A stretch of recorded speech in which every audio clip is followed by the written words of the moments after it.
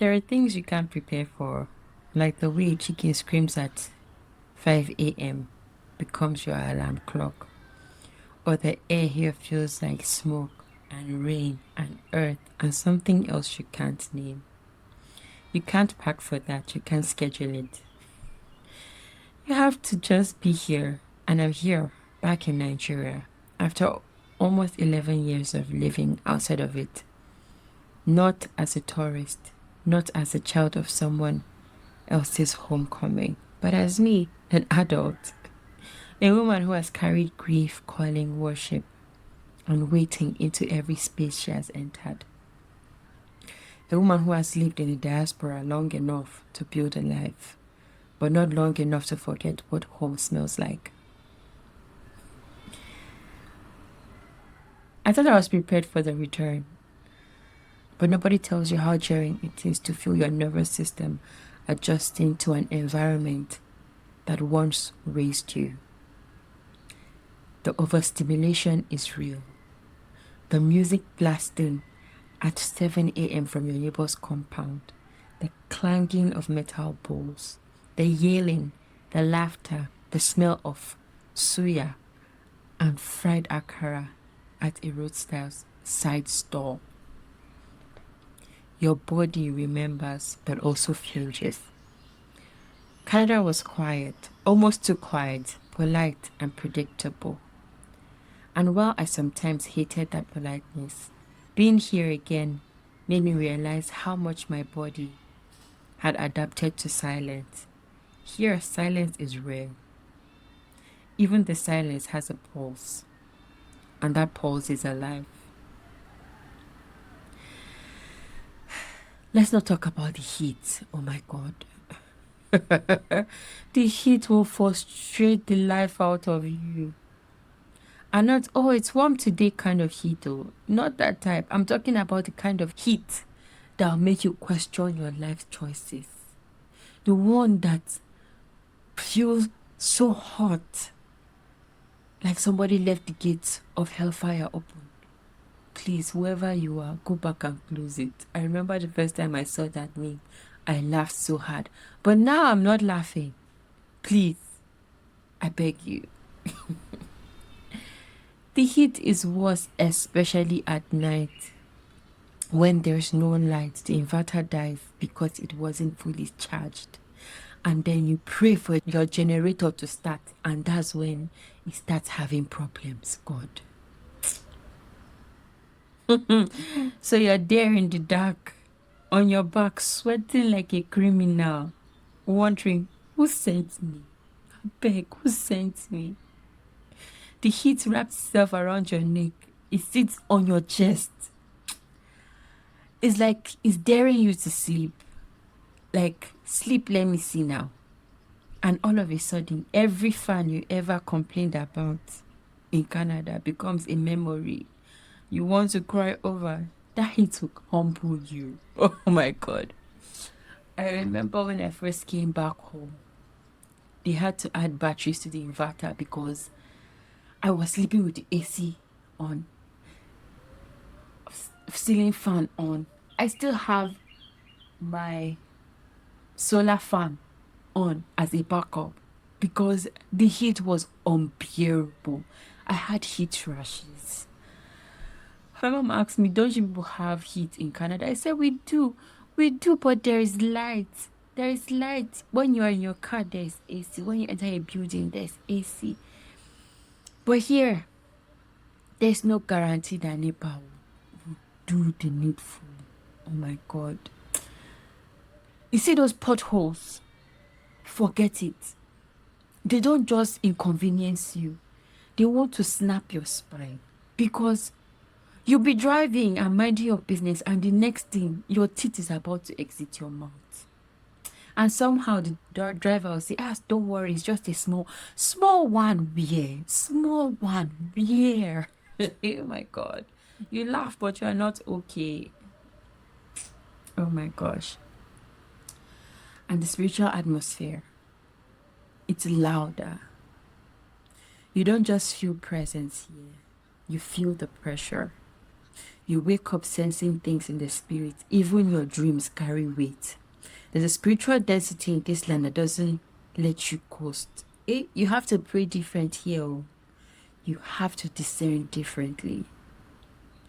It feels like heavens are closer, but so is the warfare.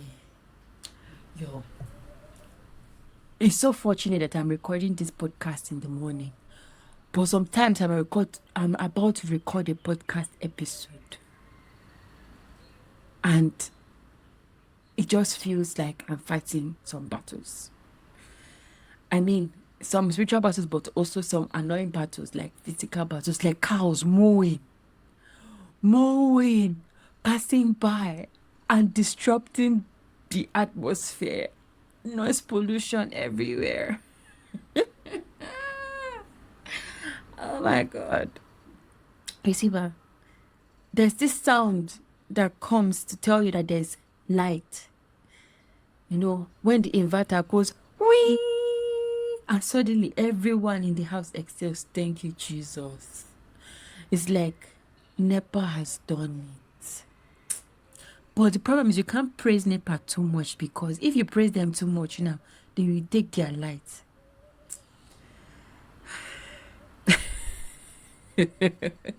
It's the subtle joy for me, because we've been running low on fuel, because the fans haven't blown in hours, because you've been sweating and praying at the same time. Then there's the generator chorus. Every street has its own harmony.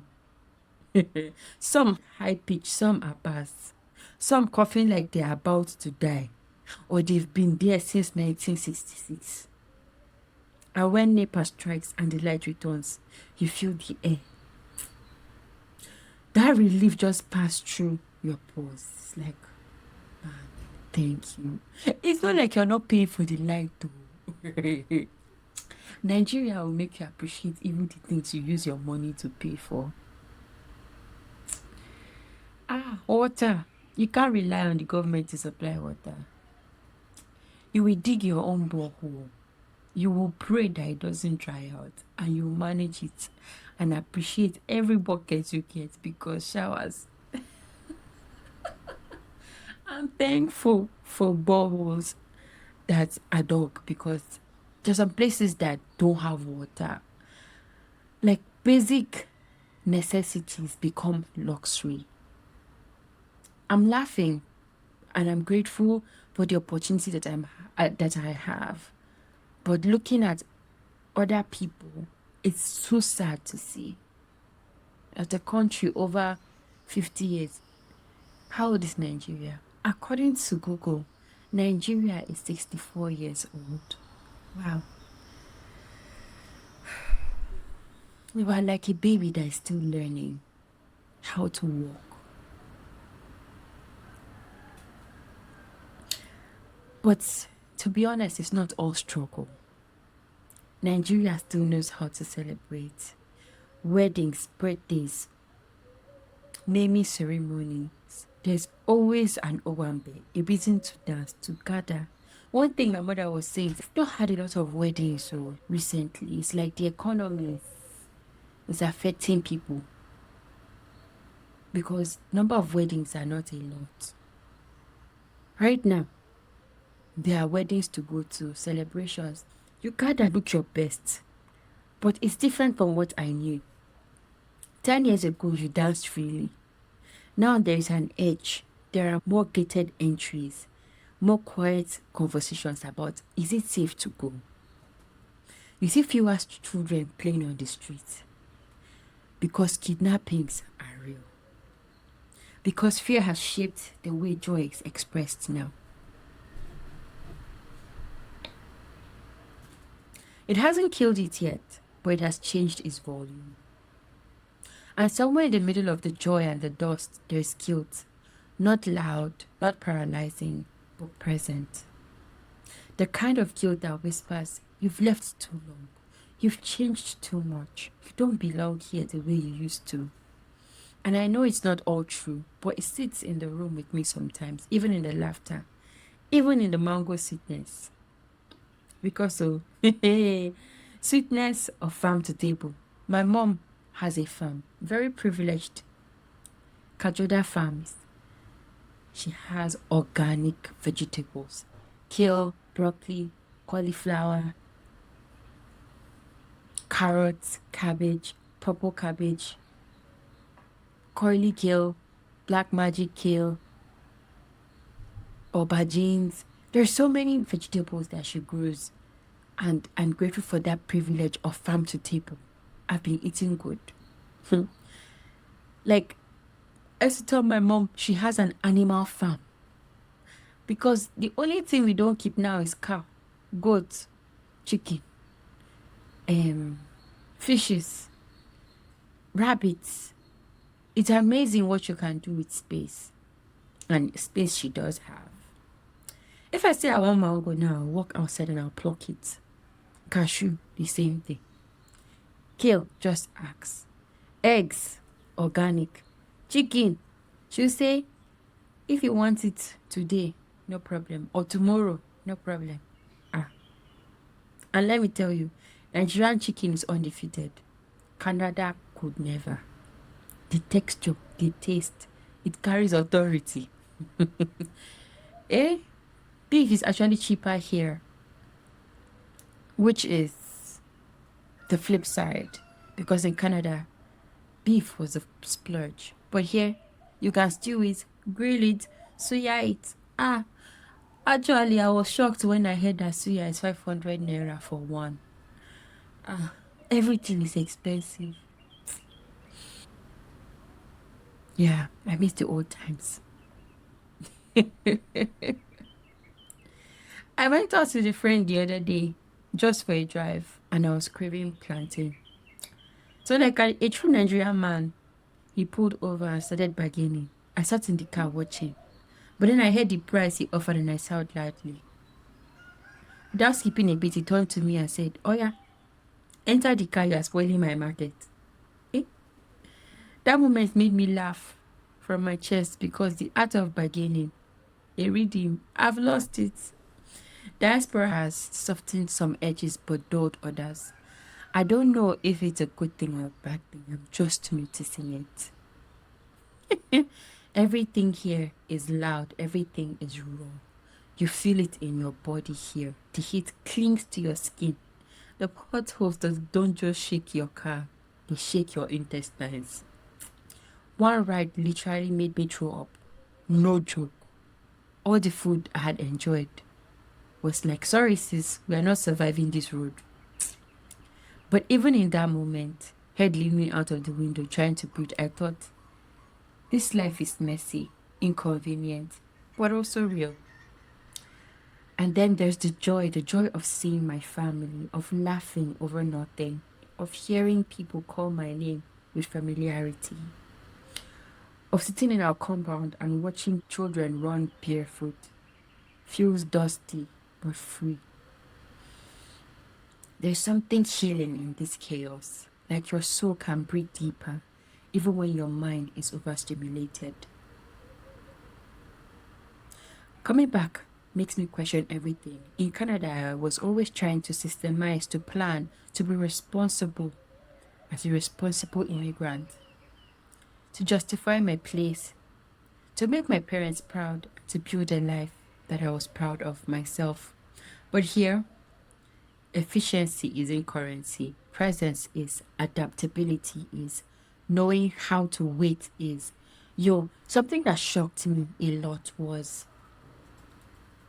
if you want to move forward or move far or things to move, you have to know somebody. It frustrated me a lot. It frustrated my father too because I would say I need something or want to go and do it. My father would say, you go and sleep there.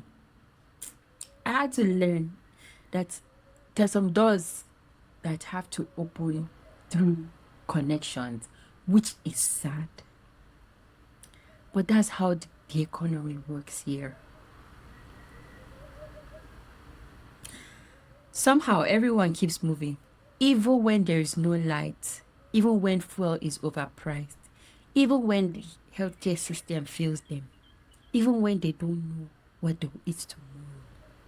It humbles you because these people are doing life with next to nothing. And still, they will dance, they will joke, they will sell fruit on the roadside with smiles that can baptize your sadness. They will ask, "You don't come back?" Not with judgment, but with curiosity, with warmth. Because community still exists here. Even in the brokenness, people show up. They call, they bring food, they ask questions they're not used to being asked anymore. Sometimes people ask some questions and I'm like, why are you invading my privacy? Like, why do you want to know? And that's the part I really didn't miss. Coming home has been confronting. It has also been sacred. It showed me the beauty of both. I can love what I left in Canada and still long for the simplicity here. I can be overwhelmed by Nigeria and still feel rooted. I can feel out of place and still belong.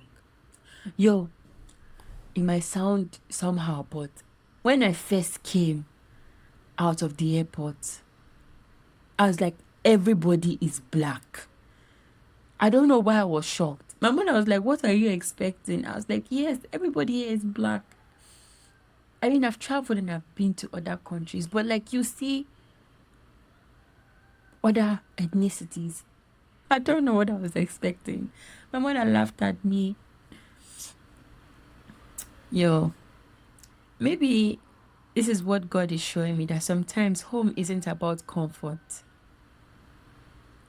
It's about clarity. It's about remembering who you were before life tried to harden you. It's about honoring the parts of you that were never meant to disappear. And maybe this episode isn't just about me. Maybe you haven't moved countries. Maybe you're coming home to something, a version of you, a place you left, a voice you buried, a faith you had to put on shelf. But if that's you, I just want to say, even if it feels unfamiliar, that homecoming might still be holy. So thank you for listening to this Stream of Consciousness Heartful episode. I'm still processing. I'm still learning. Still letting my body adjust. But I'm glad to do it out loud with you. If this resonated with you, DM me, send me a voice note, and tell me how home feels to you. And if you're still trying to find it, know that you're not alone. I'll see you in the next one. Until then, stay soft and let faith lead.